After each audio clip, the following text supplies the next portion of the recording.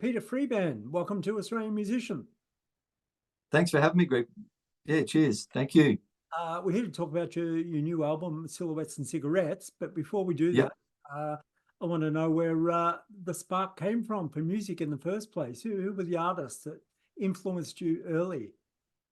So early being like at the age of about 12 to 14, I was doing a lot of just garage band sort of things and learning how to play. But there was early bands like I was into probably things like Van Halen and Status Quo and bands like that, like really early, just because it was electric guitar and I loved the look of electric guitars. I was really attracted to the shape of guitars. Actually, whenever I had like an album, I'd be looking at the covers and checking out the guitars and just loving the look of them and things like that. But so yeah, I was into bands like that, and then my first guitar that I got before I got an electric guitar was an acoustic guitar, and again, I just loved the look of that. It's funny. The funny story about that is I play guitar normal, like right-handed, but when I first picked the guitar up, I picked it up left-handed and went to play because I'm naturally left-handed.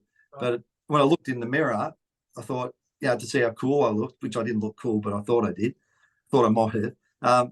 And I thought, oh, I better turn it around the other way because that's how everyone plays. It'll be harder for me to learn. So I did. I literally on that day, I remember looking in. I can see myself in the mirror now. And I swapped it around, and started playing right-handed. But so I started on the acoustic, and then got an electric about a year later, and then started doing the garage band thing and just having fun with a few mates, just hitting out on Saturday afternoons and enjoying life pretty much. Yeah, I believe you like to have a bit of a surf. Did you have mixed tapes in the combi or the panel van on your trips down to the surf coast? Yeah, there was a lot of that stuff. It was like some of the cassettes got thrown out the window from mates because you're just playing the same album over and over. It's like, if you play that again, we're chucking it out this time at the window. So you put it in, and then the Eagles or someone would just get, or Neil Young would be thrown out the window, like, see you later. So they couldn't play it for the rest of the week. So you couldn't hear it for the rest of the weekend, which was sort of quite funny. But yeah, so yeah, I do a lot of surfing. I still, and to this day, like I love it. It's a real passion of mine. It's my other passion, really. I've got about, just sort of outside the studio, I've got about 10 surfboards sitting in a line, and I've got a whole heap of guitars behind me. So I'm sort of surrounded by all this junk that probably annoys the rest of the family, but I love. Yeah. So how do you listen to your music these days? Are you a vinyl guy, or do you plug into Spotify? I do both. We've got a vinyl upstairs, and there's just something really nice about the flipping of the record and how they're structured with their A side and the B side. And so I still do listen to vinyl, but I admit that I've got like a little boom box as well, which is, I listen to Spotify and things. It's more like a mobile thing. Like if I'm outside doing some stuff or whatever, then I've got the boom box out there with me. So yeah, or in the kitchen while I'm making some pizza and things like that. But so yeah, a bit of both. Yeah, vinyl and digitally. Yeah. You've been a bit of a journeyman. Among other things, you had a band in Sydney, Neoclassic, for a while there. You had the Wish in 2000 with some success. You wrote a song, Faith Alive, after 9/11, which got you some airplay in a USA TV series. That must have been a bit of a thrill when that happened. Journeyman's probably correct. Yeah, there's been a lot go on through my life with the band side of things. And The Wish was probably the biggest thing that at that point we sort of broke with. We had some songs on national radio, which was good at the time. I lived up at what's the place called now? Cleveland, up in Brisbane for 3 months at a guy from Savage Garden, Daniel Jones. Not the Silverchair guy, Daniel Johns, but Daniel Jones. Yep. Lived at his house, and he produced the Wish record. And then we had a few artists that played on it. We had Reggie Bowman, I think his last name was, from Southern Suns. He was engineering, and Darren Middleton from Powderfinger played on one of the tracks. And basically, it was a really good experience living up there, recording the whole thing. We came back with that album, and yeah, it was received pretty well. And then we went on from there and had this song Faith Alive that that I'd written, and we pitched it over to NBC, and yeah, it landed pretty well. Like it was received good at the time, and yeah, so it was pretty exciting at the time. So yeah, it was good. Have you played overseas at all? No, never got that far with my music. I'd love to. I'd love to do something overseas. A big world tour or something like that would be fun, wouldn't it? But you have to be pretty well up there to pay for that, I guess. Yeah, well, or maybe Silhouettes and Cigarettes, the album, new album coming out is a start. You're launching it this Saturday at Wesley Anne. Over what period? Yeah. Over what period of time were the songs written? So most of it was written in the last probably 3 years. There's a couple of songs that were a little bit older that I just close to my heart, pretty much, with the songs, as in, yeah, you believe in the tracks and they haven't had a proper go. So tweaked them up a bit, and yeah, got them sonically sounding good, so it balanced with the rest of the record. But I haven't really changed my recording facility as such, but I've got better at using it. So when I go back to older recordings, even 5 years ago or whatever, I think you just learn how to craft it a bit better. So the new stuff that I've done was crafted a lot better. So I had to, anything I brought back, I had to tweak and sort of make good again, pretty much, to use on the record. But overall, you wouldn't be able to tell which ones are the old ones now, because it's quite balanced and it's all been mastered correctly and everything. So yeah, so that's where the song, so they're written over a little period of time, but mainly new. Crazy Love is a gorgeous pop song with a beautiful melody. Was that always going to be the album opener? It was, well, we had I Got Lucky, I Got You as our first single, and then we're just moving on now, coinciding with the Wesley Anne gig. We're going to release Crazy Love, the song, as a single. So it's sort of our second single, if you like. But so we're really going to push hard on that song. It's a lot of people like that song. I remember I liked it when I initially came up with it, which is quite, I don't know if you've heard from anyone before the interview, but the funny story about Crazy Love is I brew a little bit of beer, which is totally irrelevant to the song.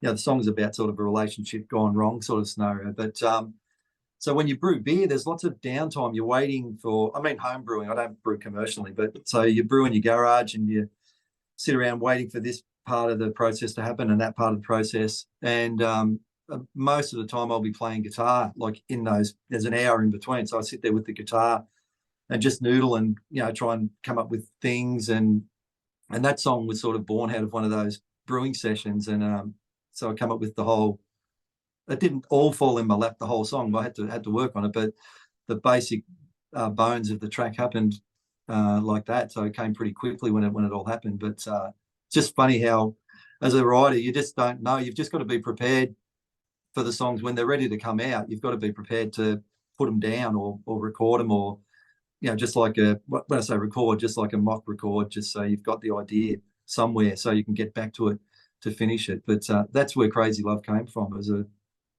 funny thing, I suppose. It's a good excuse you can use now for making beer. Yeah, that's right. If the song goes really well, I can say, hey, I'm best off brewing beer, like, to my family. It's good for me. It's an organic process, and it helps me create. Yeah. The track Hometown, I believe, is an ode to Melbourne. It is, yeah, Hometown, and that's one of the recent ones. That was written probably 18 months, 2 years ago now. Just trying to think in my times, but it was certainly through the lockdowns of Melbourne. We were the most locked down city in the world, I believe. But and at that time, like everyone, people were leaving here and moving to Queensland and bagging Melbourne out, and everyone hated Melbourne. And for me, it was just really the people running the show here. But I'm not political. I don't want to get political, but it's just more like I love Melbourne and where I'm from, and there's so many beautiful memories for me here as a town. So I just wanted to write a song about my hometown, and hometown as you've heard on the album, is that's what came out. So yeah, it's about Melbourne and just how much I love the place, pretty much. The album is titled Silhouettes and Cigarettes. There's a track name, Silhouette. But Yep. Cigarettes doesn't get its own title song. Why did you call the album Silhouettes and Cigarettes? It's really just we're looking for a title for the album, and first thing for me when we're looking for an album title is to go through lyrics and try and sort of find some sort of something that sort of conjures the whole thing together. So I'm scanning through all the lyrics, and I've got Silhouette obviously on the album as a song, and that's one of the lines in that is cigarettes and silhouettes is in that, and then I thought I'd just like flip it and call it Silhouettes and Cigarettes for the album, and it's that really nice. It conjures up some good images. We've had some really good artwork done for it that sort of just sort of helps with the whole vibe of the essence of silhouettes and cigarettes as what it sort of conjures. But yeah, so that's where the album name come from and why, and yeah, from that particular song, which was that song was a little bit older, but and that's one of the ones I had to retweak and vamp up and everything. But it's just a sort of a dreamy sort of a song. Really, I remember sort of coming up with that sort of, which sounds weird, but when you're sort of asleep but not asleep, when you're in bed, and you know, a lot of time I have songs racing around my head, and especially if you're halfway through songwriting, you wake up with the song still going around in your head and all that. But that's where that sort of came from, that sort of dreamy state, that whole thing, and just some of the words I scattered out, a lot of the lyrics, scattered meaning, the guitar, and just sung a lot of the lyrics straight out, and then sort of went back and pulled the storylines out of it. But yeah, that's how that came to be, and we thought, what a great title for the album. Yeah. So it's self-produced. You didn't have any assistance in that regard? No, I literally did everything here. What you see behind me is my studio. I've got my piano just here, which is probably just out of screen, my guitars, my amplifier, my pedals, bass guitar over here. So, and my recording facility is just over here. It's a little Pro Tools rig. So even though I've got the technology of a computer generated thing, it's still really lacking in advancement. It's not like a really big rig that I have, but you can only plug two things in at once and all that. But I just literally recorded, everything was recorded in here, piece by piece, and then put it all together and sung all the vocals in here. And we even had Paul Boyle, who's in my band, that will be playing at the Wesley Anne. We've known each other since we were kids. We've been playing together off and on. And he came into the studio and with his full drum kit, which is just behind me. I had my ear protection on because it was so loud, man, in this small room. And he's obviously a deaf drummer. It didn't bother him. But so he played along. So I'd had all the tracks recorded with some sort of synthetic sort of just drum patterns so I could play all the parts. And then he basically played the drums over everything that I'd recorded. And I think I might have gone back in and re-recorded a bass line here and there just to lock into the drum kit a bit better. But so we recorded it. Interesting enough, recording the drums here, we had being limited with inputs, as in how many microphones we could have on the kit. We had just two microphones, which was like a thing that they kind of used to do from necessity back in the 60s, early Beatles and stuff. They had just two microphones. You put one in the kick drum, and you have one that's called a room microphone that sits kind of hovers above the whole kit, the whole drum kit, and you basically get a balanced sound of the whole drum kit. And we were blown away with the sound of that we got just having that live in the room. We got a really good drum sound, and it gave it like a vintage sound, which we were kind of going for anyway. Some of the stuff that I write's probably a bit retro in its production sort of sense, I guess, but so the vintage kit was sounding really good as well. Yeah. So yeah, that's what it was all done, and no auto tune on voices. That's again necessity. I don't have it, but I do prefer just singing a song over and over and over until I get it right. Maybe tweak a few things here and there, but re-sing a line if it's a bit flat. But yeah, that's just, I guess, organic, or as kept it as real as possible. You know, the guitar amp's a valve amp, so you dial it up to get the sound. There's no sort of false distortion coming out of it or anything like that. And it mic'd up real acoustic guitars and everything like that. Yeah, I guess that helps when you're reproducing the album live as well. It doesn't sound too different to the album. Yeah, it's true. That it's a funny thing though. It's like so once we started rehearsing the band up, it's like, even though like on the album I've recorded, you know, an electric guitar and an acoustic guitar, and then maybe another guitar, it's got a solo on it and all that sort of thing. Even though I did all those and recorded them all, when you get to playing it live, you've really got to just find a way and turn it into the sort of one guitar part that fits for the live performance. So it does sound like the record when we play live, but obviously there's a little bit more production on the album that it's not hard to produce live. You could if you had like a massive band, but again, I think I just prefer going out with a 4 on the floor drummer, bass player, a keyboard player, and guitar, and I swap between acoustic and electric, and you get a really good sound that way. It's not like too many people on the stage can just be harder to mix and become more of a nightmare than what it's worth. So yeah. So what were the guitars that you used on the album? So the album, there's a guitar. It's behind me. You can see it. There's my favourite Fender Strat that I use that on all the guitar. Actually, all the guitars. I might have used the Les Paul on one on Silhouette, but that Strat was used on everything. All my electric guitars, running through a Marshall little combo there, and a couple of guitar pedals down on the side there, like for modulation, being like a Univibe, or so, you know, for a bit of swirl or whatever through the guitar sounds. And then I've got a couple of acoustic guitars that I've mic'd up. I've got a Cole Clark acoustic guitar, a Fat Lady it's called, I think they're called, but and I've got a Maton acoustic as well, and they're both beautiful guitars, and I just, depending on the track as to which one I'll go to. And bass, I've got a P bass, a Fender P bass, which means precision bass, as opposed, they have another one called a jazz bass. But I think from all the reading I've done, and I sort of proved it to myself here, that the P bass is just an all-rounder that sits really well with the drum kit, where it's sonically, like when you mix it, when you're sort of EQing everything, it just seems to find its own place in the mix and sit really well. So yeah, so I pretty well had a crash course in bass guitar. I've been playing bass for a long time, but not well. But not well, it sounds funny, but it's the sort of thing you need to spend time on. And when I, was undertaking this album, I sort of thought, I've just got to crash course myself and get my scales up and my chops and everything. And I listened to a lot of Curtis Mayfield and people like that, and just, learned as much of that as I could, just to get all my fingering and strength in my hands, and then recorded all the bass myself as well, which was fun.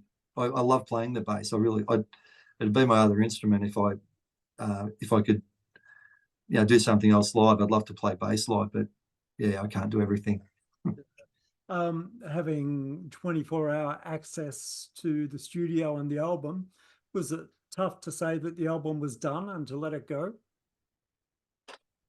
It's the 24-hour access is a great thing, because you come down and you might spend 2 hours down here recording some parts or whatever, and then you just burn out, like your ears burn out, like you can't hear, especially if you're doing guitars and they're loud, you can't listen to things too long. And so you can walk away. The beauty of having a 24-hour access to your home studio, is you walk away, and the next night maybe you're not feeling that great, so you have a night off. And so that's the beauty of being at home, is being able to have all that access to come and go as you please. And if you're in a commercial studio, you kind of book them out, or in a lockout sense, and you're there for like 8 hours, and you've got to achieve certain things at certain times and by certain times and all that.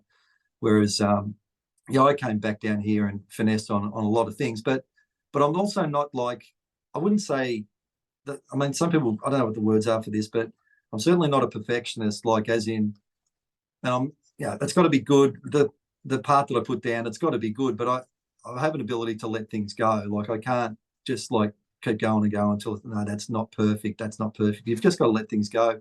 And then a lot of the time, the first take that you do on a bass, so if you're doing a pass on your bass, like you're recording the song and you play the bass through, it's generally the best take anyway. And it may not be perfect, but it's got the best feel. So you've got to let that go and say to yourself, I'm not going to redo that because, you know, there's a couple of sort of little scratchy bits in it or whatever. I mean, that just keeps it real. And I think that's the same with everything that I've done, with even the vocals. There may be some pitch things on the vocals, but there's nothing bad, and guitar parts are the same. So yeah, just keep it real pretty much. So I think that's the beauty of having the 24 access is having access to do all of that sort of stuff. So the album's done. You're launching it on Saturday at Wesley Anne. What are your hopes and dreams for it? I hopes and dreams are just it's kind of like a baby, this thing, where it's been born now and the whole thing's real and it's happened and it's an album. And now I just hope it can reach a lot of people. I believe in all the stuff on there, all the songs. They're all nice songs to me. Like, and there's some that have got some good meaning, you know, for my family and things like that. So I hope it does well and people can keep, because I've written some things that are, you know, there's a realness to them, that hopefully people can access that and get their own things out of that, and hope it just takes us a long way, and hope it does really well, pretty much. Yeah.